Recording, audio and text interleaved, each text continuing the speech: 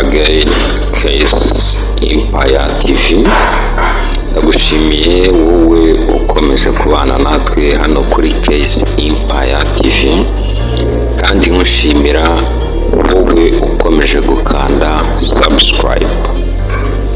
Nkuko umukunzi wacu yari yabitubajije, yari yatubajije ati mwazansobanuriye umuntu ari kurota yiruka. Undi aratubaza ati mwazansobanuriye umuntu ari kurota yiruka mu ntozi.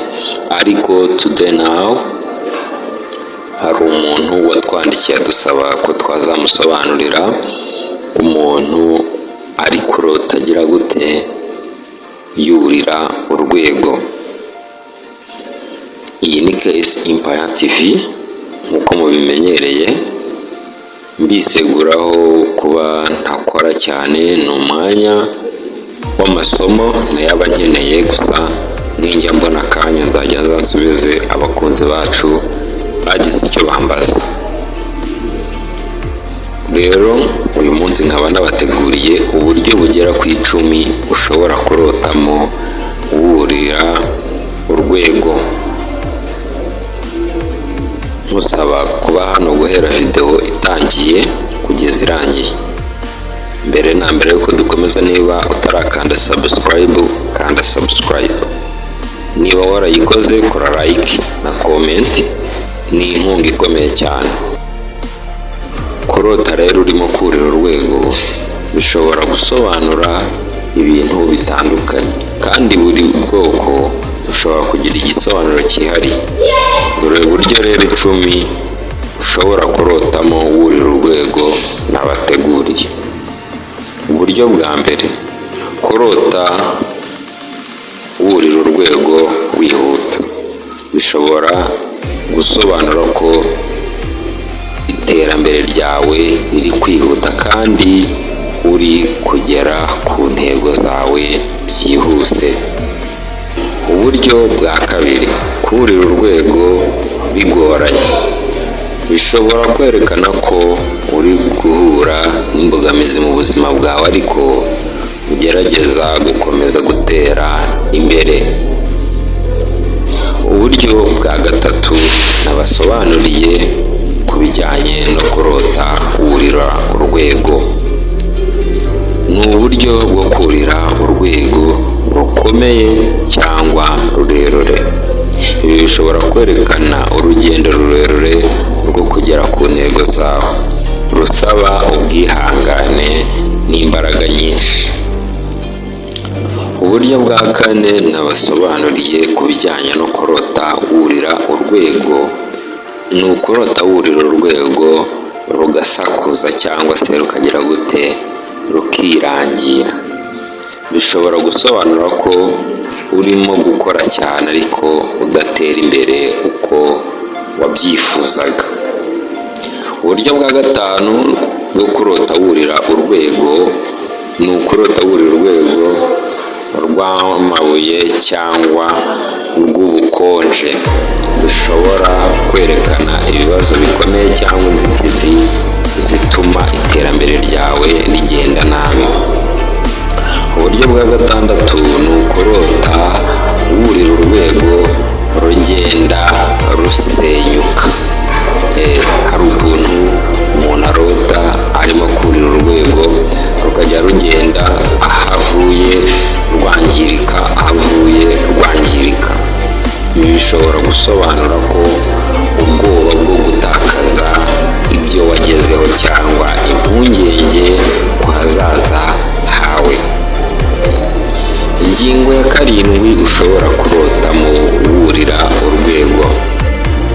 Kurota wurira urwego uri wenyine. Ibi bishobora kwerekana urugendo wagiyemo wenyine, aho udafite ububasha, aho udafite ubufasha cyangwa inkunga. Ingingo ya 8 ni ukurota wurira urwego rwo mu biti, rukoze mu biti cyangwa inturusu, umusave, igiti, nyine ibidukikije muri make.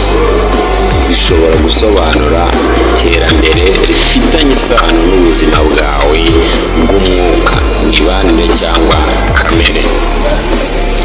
Ingingo ya 9 ni ukurota wurira urwego rugana ahatagaragara. Ibi bishobora kwerekana ko uri mu rugendo rujyanye n'icyerekezo gishya mu buzima ariko utizeye neza aho rugeza.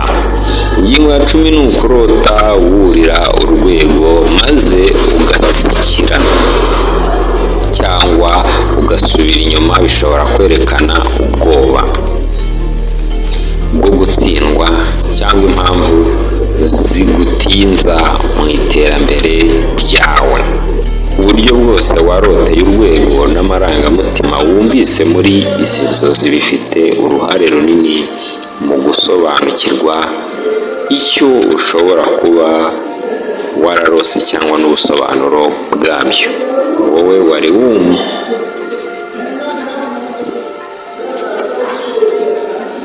ese nkubaza ikibazo, wowe wumvaga umeze ute muri izo nzozi? Bitewe n'uburyo wiyumvaga n'uburyo wari wiriwe n'iminsi wari umazemo iminsi, ndakeka ko wahise umenya ibisobanuro. Hari umuntu wanyandikiye mu minsi yashize arambwira ngo ntabwo uzi gusobanura inzozi.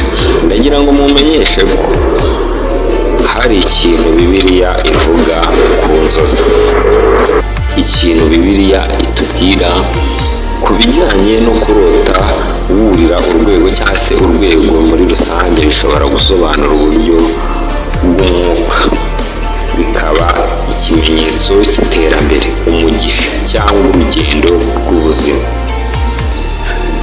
N'ahangaha mu itangiriro ku mutwe wa 28 umurongo wa 12 haranditse ngo ararota abona urwego ruhagaze ku isi n'umutwe warwo ugera mu ijuru, abamarayika b'Imana baruzamukiraho.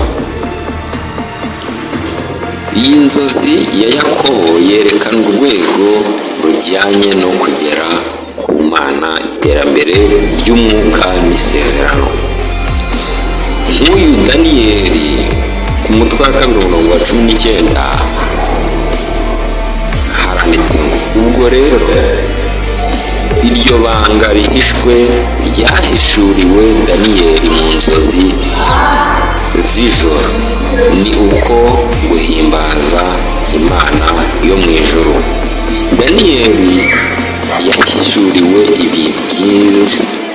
ibintu byihishe binyuze mu nzozi, bigaragaza ko Imana ishobora gukoresha inzozi ngo igaragaze imigambi yayo.